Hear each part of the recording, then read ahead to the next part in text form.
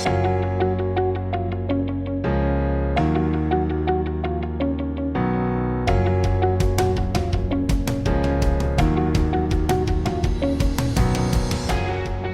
to the Monday Morning Marketing Podcast for all decision makers and action takers. Take it away, Esther. And welcome back to another episode of the Monday Morning Marketing Podcast. Today we're talking about planning for the next quarter, something that every business needs to do and needs to review frequently. So let's get to it. And just for those of you that are watching us on a video right now, please note the merch. The merch. We have merch. So you can buy our merch from our Etsy site. And we also find have it downloads on our website. Yep. And we also have useful downloads on there. So you're absolutely welcome to get those as well. Yes. So planning for the next quarter. It doesn't really matter what time of year you listen to this podcast. There's going to be, I hope, some plans for your future. Now, myself and Esther, we spend a lot of time planning content for ourselves and for our clients on a regular basis. And one of the best ways to start is to basically drill you for information. And one of the first things we normally ask for is what your goals and your objectives are. We can't really do anything for ourselves or for anybody else unless we know what's the ultimate aim. Where do you want to end up at the end of that quarter, or heck, even this time next year? Yeah. And that can be increase in number of followers. It can be increased sales. It can be increased views. It can be anything that you feel is a goal that you want to put forward to your team or to your as part of your plan, that in this time 3 months, I want to be seen by more people. I want to have a larger audience in insert country here. I want to be known as expert in this field. I want to have published 6 blogs. I want to be recognized as a great speaker. Whatever those goals are, they need to be written down and given to the people that need them most. First off, yourself, because once you have a goal and have it written down, then you're more likely to achieve it. That's a given. That has been proven. That's not just us saying it. It has been proven that writing down your goals can help you achieve them. You then need to let other people know, whether that be your accountability partner, whether that be your social media manager, whether it be your image creator, your VA, your team. Yeah. And if you are a team of one, then have a meeting with yourself and let yourself know without a doubt what your goals are for the next 3 months, 6 months. We're going for the quarter because 3 months is viable. It's doable. You know, it's not long term so much. It's what can I do in the next 3 months to reach this goal? And you might not reach it, but you will take steps towards it. And, you know, another way to make sure that you meet your objectives and your goals is to have KPIs, key performance indicators. And I think it's almost even more important, especially if you're a team of one, to understand what those KPIs are. Just today, I finished off a training course with a client who was doing my supported digital marketing strategy training course. Yes, I am plugging it, Esther. Fine. I'm still wondering why it's such a long title. But anyway, it works. SEO. It works every time, SEO. But no, we finished that today. And one of the first things I did is, because it's over 12 hours and we did this over a few months, is I did the benchmark with them on the first session, and I did where we ended up today after a few months. And it was good. We definitely went the right direction. We excelled in the areas that we expected to excel in, and we saw growth in every single platform, which is fantastic. So just simple benchmarks really make a big difference, as long as you're monitoring and tracking them. Otherwise, they don't work. Yeah. And I mean, don't be afraid to start small and aim bigger. There's only one way to grow, and that's by little by little. You could end up meeting those goals within a week, a month. That's perfect too. They'd just constantly be monitoring them and modify the goals. There's no reason why you can't modify and upgrade your goals throughout the quarter as you go along. So that's our goal setting. So another thing to bear in mind when you are thinking and planning for your next quarter is to review what worked in the previous quarter. Agreed. What have people been talking about? What have people been asking you? What have people been buying? Where are people finding you? All of those things will influence your plan for the next quarter, because if you had started out on one platform 6 years ago and now the majority of your audience is on another platform, is it time to move away from one and focus more on the other? Could you still do both? Or is it time to completely change strategies and embrace a new way of doing things, a new content method? Is short form video for you? Long form video? Is writing blogs? All of these things you have to figure out, and it's easy to figure it out. You're not guessing here because they're all in your analytics. So again, it's looking at what's working or not, measuring KPIs.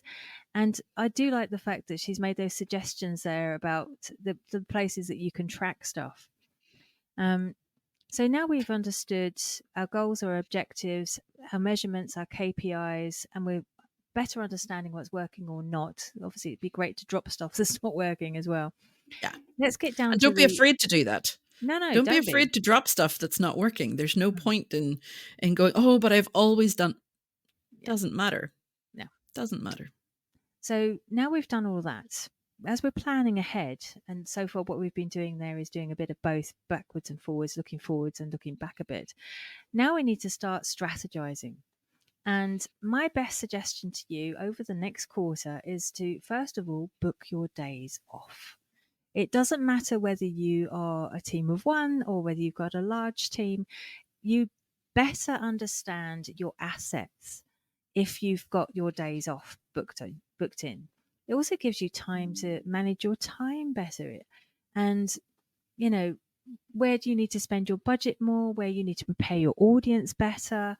Because as I've said before, and I'll keep saying it, we're all in the business of managing other people's expectations of us. That's our customers, our suppliers, our peers, and even our family. So make sure to take those days off, because, you know, even large agencies such as Esther's can burn out if they don't look after the staff.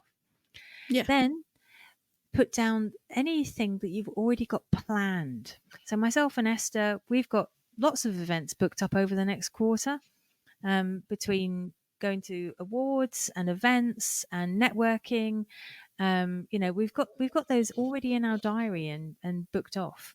So we know that we need to let people know that we're going to these, that there is tickets available or discount codes that we may be able to offer.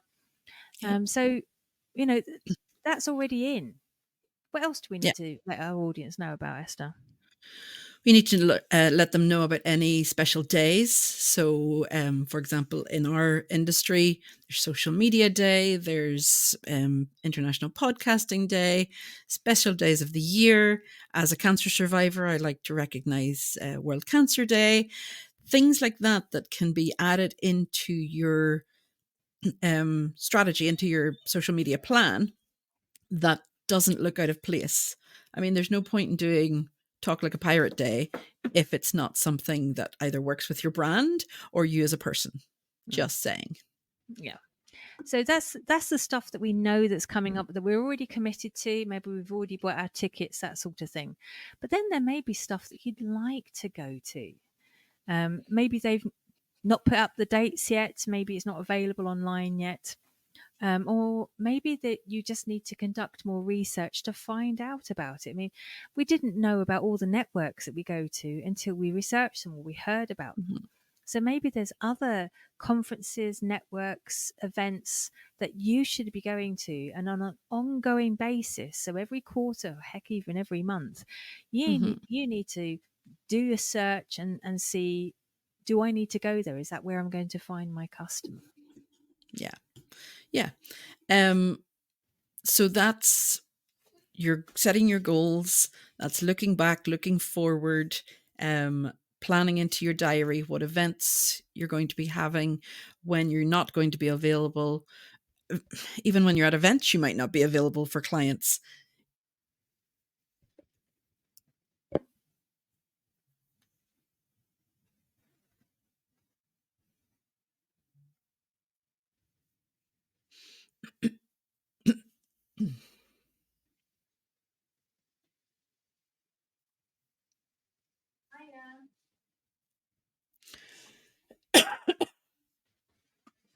It is working, but the person who works there is actually off at lunch.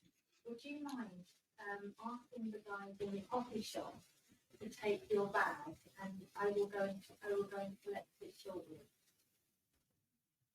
So just say Melanie in the hub can't come down to take my bag. Would you mind taking it? She'll come collect it in a short while. Sorry about that, guy.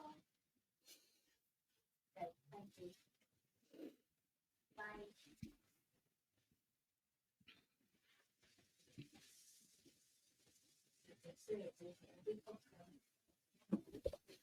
It's a conspiracy, isn't it? Every podcast.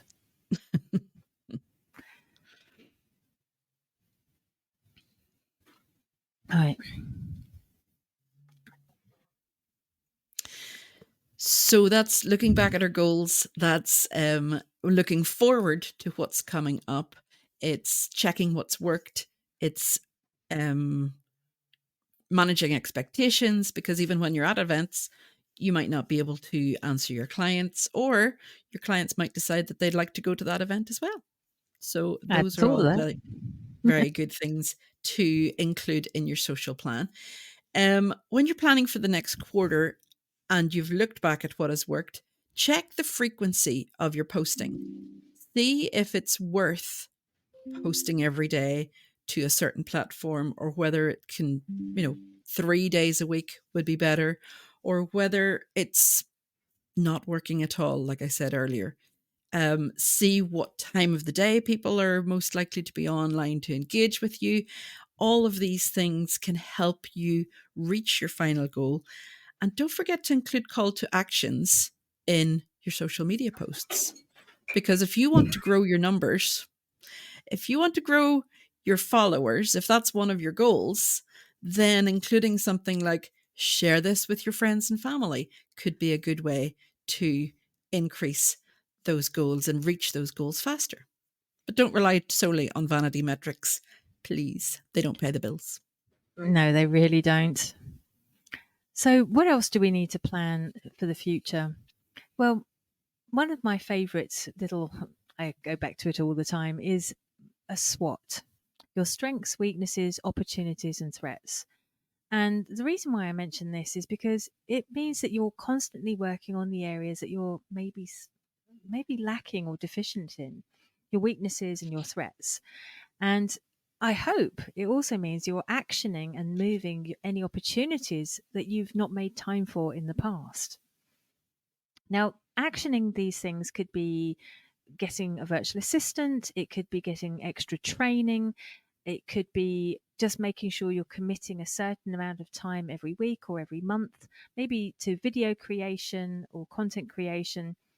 And unless you actually sit down and objectively, I hope, go through all your weaknesses and threats, you're not really moving anything. You're not changing anything. You keep doing the same thing and expecting different results. And Yes, we have done that. Myself and we Esther, we have have. both done that. And it doesn't work. No, no, but you can get into a rut and get into a situation where it's just easier to get something out rather than getting something out that people want, or Hmm. will react to, or will respond to. So posting for the sake of posting or writing a blog for the sake of writing a blog is not a good strategy and not a way to plan for the next quarter. So what do we now do? So we've got all these things done, and we're still strategizing. So maybe what we need to do now we've looked at all these various areas, we still haven't actually created content. No. So far, all we've done is write stuff down, and Which is good. It's a good plan. yeah, It's a good start. It's a good start. yes. So now maybe think: is there like a seasonality that you need to incorporate into your quarter? Yeah. Every single quarter brings different types of things. Now, I know that in my business, it tends to be quite busy in September, October, especially October, very busy. And then the next really busy time would be interest in January, and people go to purchase in February, March. Um, and then there's another big, sort of a smaller bump around April, May time, as people start going, oh no, it's coming up to the summer and I still haven't. So that's for me, for social media training. Those are the three higher seasons for my product or services. So doing a seasonality tracker is also worthwhile for you, for your industries. Doesn't matter which industry or space you're in. There will be better times for certain products or certain services to sell or have inquiries about. So maybe look at that as part of your quarter as well. Yes. And you can also include, knowing that you're going to be super busy, you can include things in the previous quarter. So say, you're going to be busy in February, mention that in the previous quarter so that people maybe be more organized, you'd hope, and book you the previous quarter. If you have a very seasonal business, like your busiest time is Christmas, then you want to start talking about that at least 6 months in advance. And yes, I do hate people talking about Christmas so early, but it is necessary for marketing because you don't want to be left at the last minute doing all your orders or all your work in the busy period running up to Christmas. You could also look at whether you want to have a theme for your quarter, whether you want to change, maybe have them color coded into my tips are this color, my strategy is this color, my blog posts are this other color. Having things like that and color coding can be a great way to keep you on track. And if you have a team, then they'll know, oh, now we have to have the blog written 2 weeks in advance so that it's reviewed, so that everything's sorted, so that it can go out. But why do we not recommend doing, planning for the full year? Because things happen. Things can happen to you, to your business, in the locality, to or your even health. world of events. Yes. Yeah. Even between economic issues, pandemics, your health. I mean, geez, we've seen it all over the last few years. We really have. So planning too far in advance and having it all scheduled out so far in advance, plus some platforms don't let you schedule more than 30 days or 3 months Thanks, in Meta. advance anyway. I wasn't going to mention who it was, but we all know. Then you can become blasé about it and go, oh, well, I've got everything sorted, but the platform goes down. Like I said, there's a world emergency and your content wouldn't sit well with people on that day. So you have to be very sensitive to these things and be able to jump into them as and when something major happens, which we're hoping it won't, but we know it probably will. Yeah. So there's nothing wrong with penciling what you want to do for several quarters. Absolutely not. But I personally, especially if you're launching something. Oh yeah, but I personally, you're writing a book, you're going to launch a book. I personally wouldn't, prepare actual content until I actually started that quarter, or as I was approaching that quarter, of course. Yes. Yes. But be organized for the quarter before the quarter don't starts. do it on the day. Although you can decide your own quarters. No, There's sure. nothing to say that your quarter has to be January, February, March, April, May, June. There's nothing to say that your quarter can't be, where the seasons are in June, July, August, being your quarter for summer, for example. It's December, In January, other February parts of the for world, winter. Yeah, exactly. We didn't get one. But December, January, February could be a quarter, especially if middle of January is your really, really, really busy period. I'm thinking shame. accountants in the UK. I'm thinking, people who have to work to deadlines. So it's all of these things you can decide when your quarter starts. And I put a poll out recently on LinkedIn, and some people work in halves or thirds. So they prefer to lump 4 months together rather than 3 months. Or they lump September in with September, October, November, December with quarter four because the summer has been quite quiet and, Mm, they're really kicking off again in September. So there's lots of ways that you can break down your year mm. and into your strategy. So I'm hoping that that's given you a bit of a kickstart. It doesn't really matter when you're listening to this, whenever your quarter is. This might be a good podcast to actually set aside, save somewhere so that you can come back and refer to it. Obviously, bring your pen and paper and get down what you can. There will be templates that you can get hold of on our Etsy site that might be beneficial. So visit that via our website and check out our templates. There's also blogs available on stomp.ie and on CO. ipagroup.co.uk. So that we've got a lot of this content available to you online if you prefer to read rather than listen. And if there's any other areas that you wish us to cover, any topics that you'd like us to go through, then do let us know through our socials. We love hearing from you guys. And we've also got our email address available on the website as well. And don't forget, you can subscribe to our newsletter. Loads of helpful tips go out every single week. And, that's thanks to Esther because she's the email queen. So that's us for now, but we'll be back next week with another podcast. Have a great week. Bye.